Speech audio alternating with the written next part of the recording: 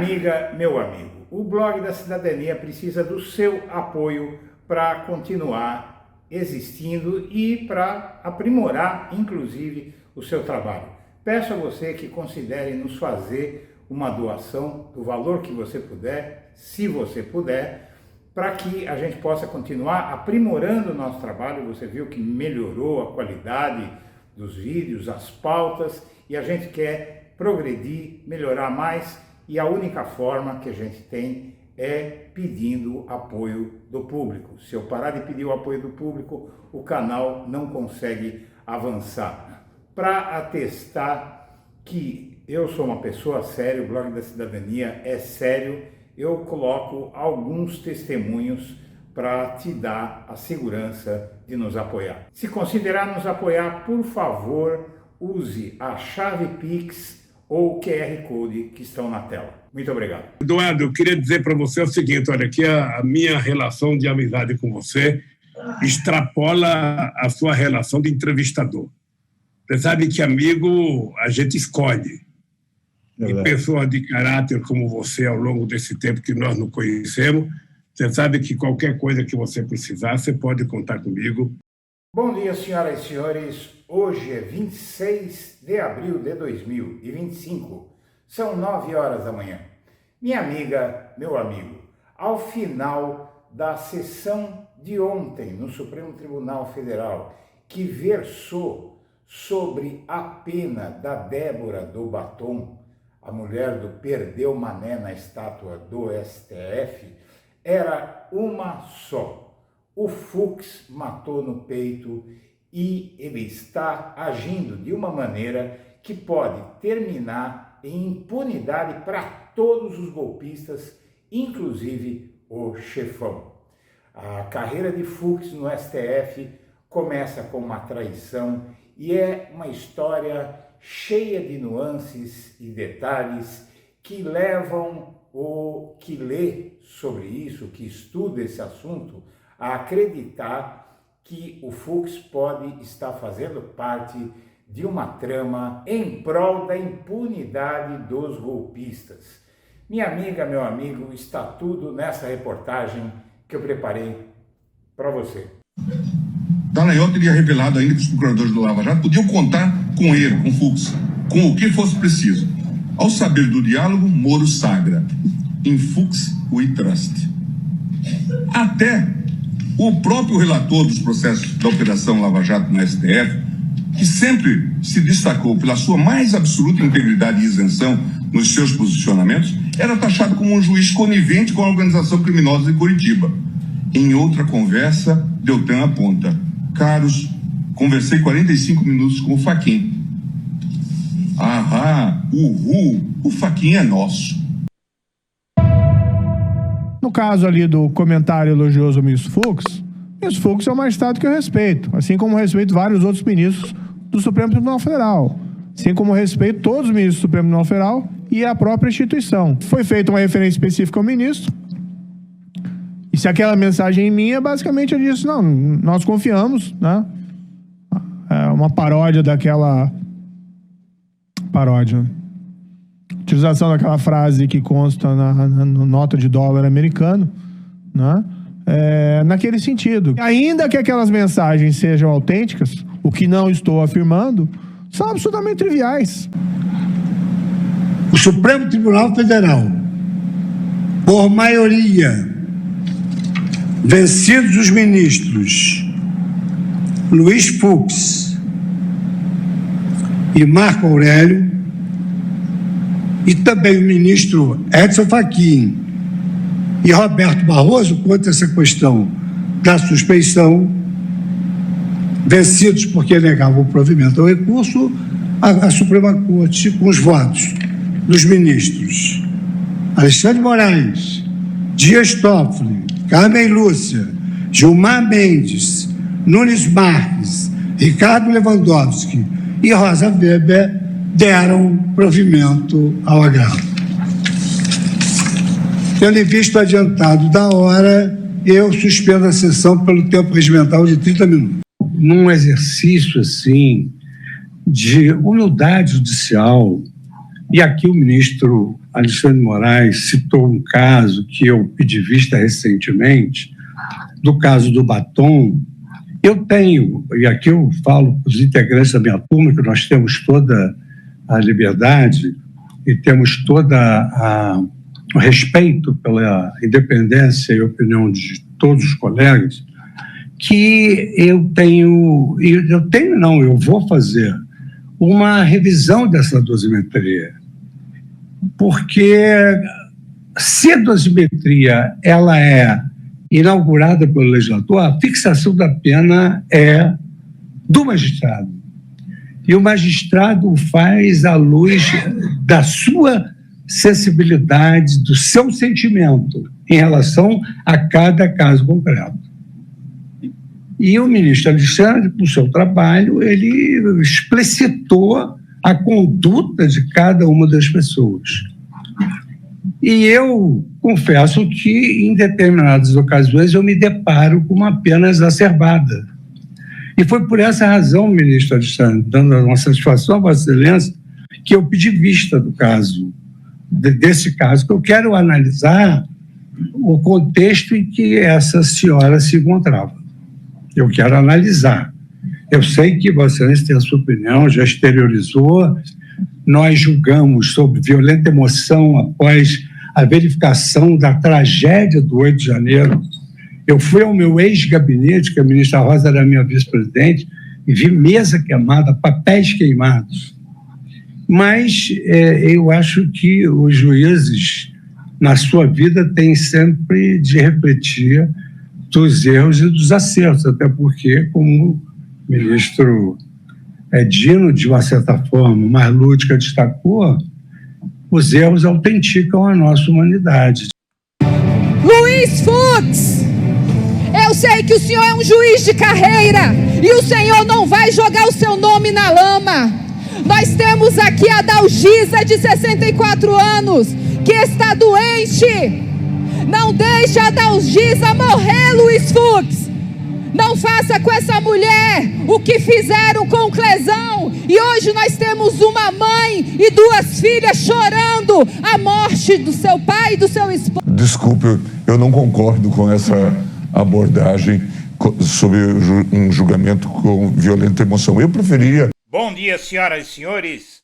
Hoje é 26 de abril de 2025. São 9 horas da manhã. Minha amiga, meu amigo, a carreira de Luiz Fux no STF começou com uma traição. Voltemos a 2010. Em campanha para o STF, o Fux procurou Dirceu para ajudá-lo a convencer o presidente Lula a indicá-lo naquele ano para o Supremo. O ministro afirma hoje, em 2012, na verdade ele afirmou, que na conversa com Dirceu pediu que seu currículo fosse entregue ao então presidente Lula. Ele tinha, à época, 59 anos e dizia que desde 1983, quando aprovado em concurso, foi juiz de Niterói, passou a sonhar com o dia em que se sentaria em uma das 11 cadeiras do Supremo Tribunal Federal. Quase 30 anos depois, em 2010, ele saía em campanha pelo Brasil para convencer o então presidente Lula a indicá-lo à corte. Fux era ministro do STJ, penúltimo degrau na carreira da magistratura. Naquele último ano do governo, Lula era tudo ou nada. Fux grudou em Delfim Neto, pediu carta de apoio a João Pedro Stedley do MST, contou com a ajuda de Antônio Palocci, pediu uma força ao governador do Rio, Sérgio Cabral, buscou empresários e se reuniu com José Dirceu, o mais célebre réu do mensalão. Eu fui a várias pessoas de São Paulo, a Fiesp, numa dessas idas alguém me levou ao Zé Dirceu porque ele era influente no governo Lula. O ministro diz não se lembrar quem era o alguém que o apresentou ao petista. Fux diz que, na época, não achou incompatível levar o currículo ao réu de processo que ele poderia no futuro julgar. Apesar da superexposição de Dirceu na mídia, afirmou que nem se lembrou de sua condição de mensaleiro. Não esqueceu. Assim, basicamente ele teve uma amnésia, né? Eu confesso a você que naquele momento eu não me lembrei, diz o magistrado, porque a pessoa até ser julgada ela é inocente. Conversaram uma só vez e por 15 minutos. Segundo Fux, conversaram mais de uma vez, segundo Dirceu. A equipe do petista, em resposta a questionamento do jornal Folha de São Paulo, afirmou por e-mail: a assessoria do José Dirceu confirma que o ex-ministro participou de encontros com Luiz Fux, sempre a pedido do então ministro do STJ, Luiz Fux. Foram reuniões discretas e reservadas. Para Dirceu também era hora de tudo ou nada. Ele aguardava o julgamento do mensalão. O ministro, ao ser indicado para o STF nos estertores do governo Lula, poderia ser o voto-chave da tão sonhada absolvição. A escolha era crucial. Fux diz que no encontro com Dirceu nada disso foi tratado. Ele fez o seguinte relato: eu levei o meu currículo e pedi que ele levasse ao Lula. Bom, o Dirceu e outros tiveram entendimento diferente. Passaram a acreditar que Fux votaria com eles. Uma expressão usual do ministro Luiz Fux era mato no peito e foi interpretada como promessa de que ele os absolveria. Fux nega e o Dirceu diz que houve isso. Seja como for, seria uma traição porque ele votou contra o Dirceu. Mas, adiante, nós chegamos a 2019, não é? 9 anos depois, as mensagens da Vaza Jato invadem o cenário político, com Lula preso, então, por quase 580 dias naquela época. Em junho de 2019, o Lula estava preso quando explodiram as mensagens divulgadas pelo Intercept e dando conta de tratativas impróprias entre o juiz Sérgio Moro e o Deltan Dallagnol e a força-tarefa da Lava Jato no Ministério Público. In Fux We Trust. Essa é uma paródia da frase que consta nas notas de dólar, não é? Que diz In God We Trust, quer dizer, em Deus nós confiamos. Então eles dizem em Fux nós confiamos e ainda disseram nas conversas da Vaza Jato que o Fachin era deles, né? O Dallagnol e companhia. E o Intercept divulgou esse trecho e mostrou que o Fux também teria, e o Fachin, alguma relação com a força-tarefa da Lava Jato, que era muito mais impróprio ainda que o Moro. E agora, recentemente, nós tivemos casos envolvendo o Fux e o Fachin que denotam que eles ainda são de alguém, além do STF. O Fachin votou contra julgar o Bolsonaro no STF, recentemente, agora faz um par de meses aí no máximo. E o Fux, na abertura do julgamento da denúncia da PGR, também votou contra o STF julgar o Bolsonaro, Fux e Fachin. Um em Fux We Trust e o outro Fachin, o Fachin é nosso. Em voo naquela época, naquele ano, em 2019, os passageiros aplaudiram Fux e repetiram In Fux We Trust, né? E ele gosta muito da fama, ele gosta muito do aplauso do público, mas ele gosta talvez de outras coisas além disso, né? O ministro do Supremo, Luiz Fux, foi aplaudido no voo que pegou naquele ano, 2019, de Brasília para o Rio de Janeiro. Além dos aplausos, alguns passageiros também repetiram In Fux We Trust, e ele não negou nada, né? Não negou nada porque ele tinha essas relações com a Lava Jato, que mantém até hoje. A Lava Jato, que inclusive é considerada responsável pela matéria da revista The Economist, que detonou o Alexandre de Moraes e o STF. Bom, seja como for, minha amiga, meu amigo, o slogan In Fux We Trust agora é retomado pela extrema-direita. Em Fux nós confiamos, é referência aos tempos da Lava Jato. Advogados devem tentar audiência com o ministro do STF. e ele parece estar gostando muito disso. Ele está exercendo esse papel com bastante afinco, sabendo que isso pode resultar em impunidade generalizada na questão do golpe, no processo, na ação penal do golpe. Por quê? Tudo isso que ele está fazendo é para atrasar e para tumultuar o julgamento. Ele sabe que o caso é sensível, que os réus são poderosos, tem muita força no Congresso Nacional e isso pode, então, redundar em impunidade para todos os que quebraram o STF e para o chefão de todo mundo. O Fux não se manifesta em 2021 e a segunda turma do STF decide sobre a suspeição de Moro.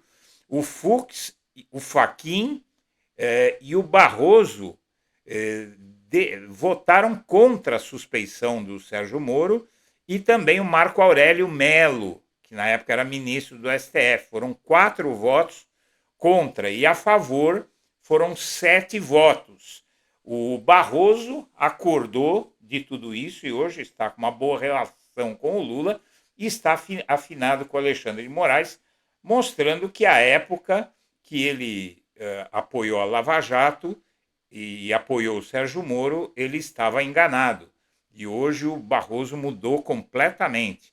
Mas o Fux e o Fachin não mudaram nada. Como você vê, tanto o Fux quanto o Fachin votaram para tirar o julgamento do STF, que significa ser impunidade de Bolsonaro. Se o Bolsonaro não fosse julgado no STF, ele jamais seria julgado em primeira instância. Isso ia demorar 20 anos, 30 anos aí. Nem os netos dele iam lembrar mais de nada. Mas o caso é que Fux foi voto vencido ao defender o julgamento pelo plenário do STF. E o Fachin também. Né? Então ele já queria matar no peito aí. Porque se ao abrir a divergência, ele poderia levar o caso para o plenário, não é? Para os 11 ministros decidirem. Aí ia ter o Nunes Marques acompanhando, ia ter o André Mendonça, ia se alargar, alguém ia pedir, os 3 poderiam pedir vistas. Veja só, cada ministro pode pedir vista 3 vezes. Então, se leva para o plenário, o Fux pede vista, depois o Fachin pede vista, depois o terrivelmente evangélico pede vista, depois o Cássio Nunes Marques pede vista. Só aí são 12 meses. Atrasa o julgamento por 1 ano. Você entende por que é que só que a primeira turma é soberana para dizer se vai ou não para o plenário. E a primeira turma botou o pé na porta. Mesmo com o Fux votando para mandar o caso para o plenário, os outros 4 ministros, Zanin, Carmen Lúcia, Moraes e Flávio Dino, disseram não, vai ficar aqui na primeira turma mesmo. E, no caso, a Carmen Lúcia, no absurdo que ocorreu ontem no STF, ela acompanhou Dino e Moraes e formou a maioria de 3 que acompanharam a pena de 14 anos e o Zanin baixou um pouco a pena para 11 anos. Um dos crimes ele entendia que não...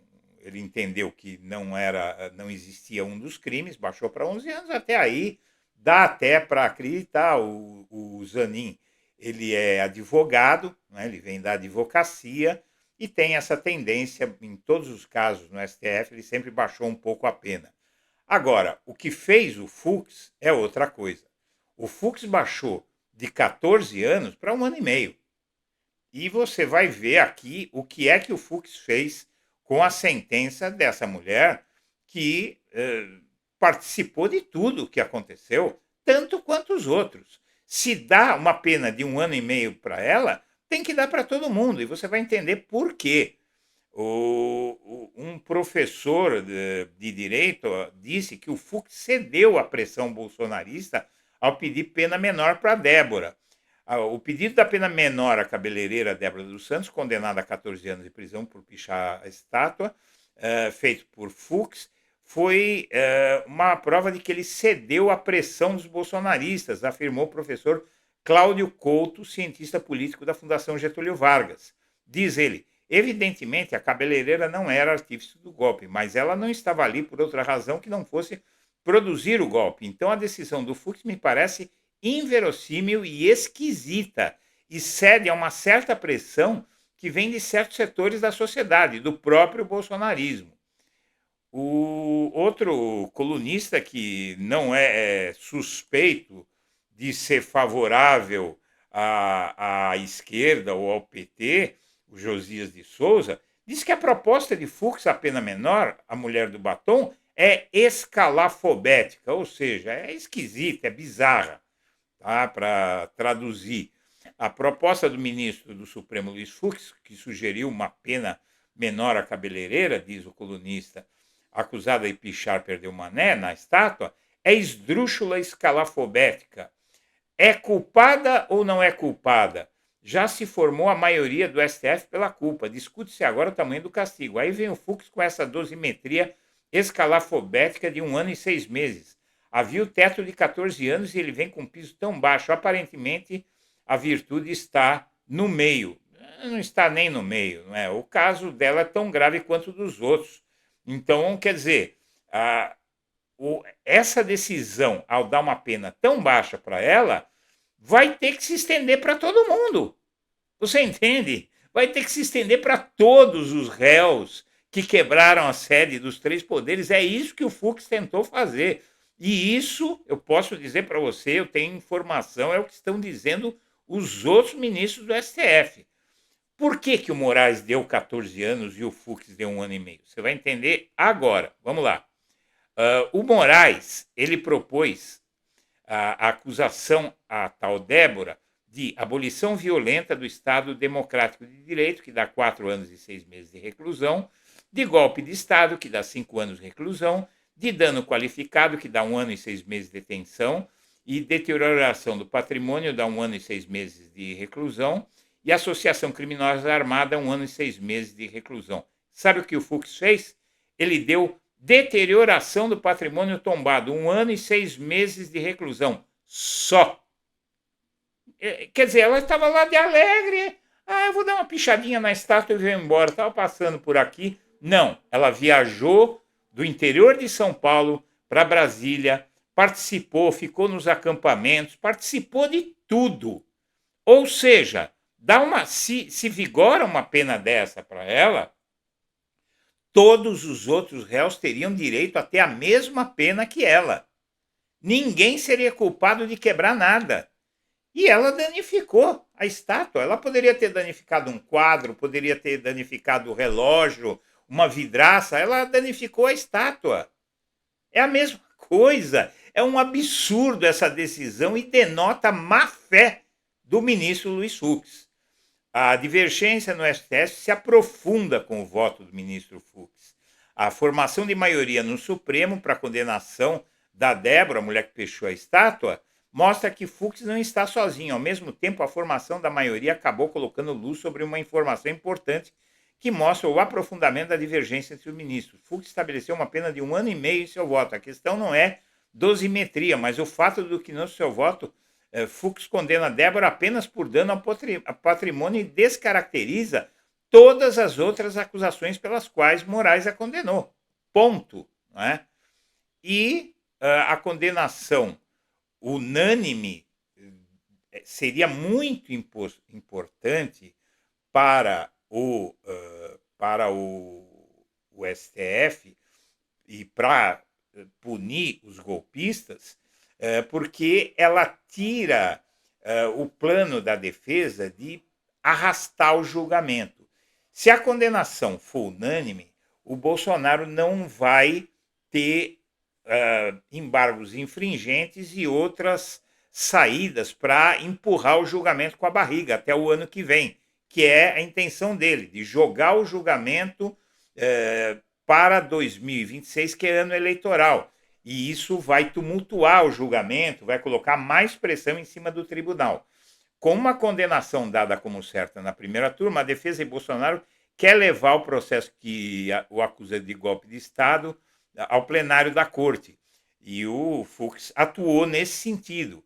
O ex-presidente foi um dos denunciados pela Lava Jato e o cenário, porém, pode inviabilizar o plano do ex-presidente ter seu processo analisado pelos 11 ministros. Acabou não indo, porque a primeira turma é soberana para decidir, eu repito, se fica com o caso ou se manda para a primeira turma. E aí a primeira turma não cedeu a essa estratégia e ficou. Mas dá ao bolsonarismo um argumento para alguma hora lá na frente contestar tudo. Aqui você vê o voto do Alexandre de Moraes no caso da Débora Cabeleireira. E nesse voto ele diz, com muita ênfase, basicamente mostrando a desconfiança do Fux. Aqui fica muito claro, tá? Esse assunto está pegando fogo no STF pela ação do Fux. Veja só, com maioria por condenação, Moraes complementa voto no caso Débora. Veja que o voto do Alexandre de Moraes tem 91 páginas. Nesse voto, ele inclusive coloca fotos da destruição. É algo muito profundo, denso. Ele gastou muita tinta nesse voto, mostra os acampamentos que ela participou. Tudo isso é sobre a Débora do Batom. Mostra a destruição, mostra banana e dinamite, mostra tudo, os panfletos, a participação dela em tudo isso, nos acampamentos. Veja só, mostra a marcha, mostra todo esse processo, e aí, no fim, o Moraes termina com a condenação da tal Débora. Né? A gente vê aqui a condenação, fica o seguinte: diante de todo o exposto, rejeita as preliminares e julgo procedente a ação penal para condenar a ré Débora a pena de 14 anos, sendo 12 anos e 6 meses de reclusão e 1 ano e 6 meses de detenção.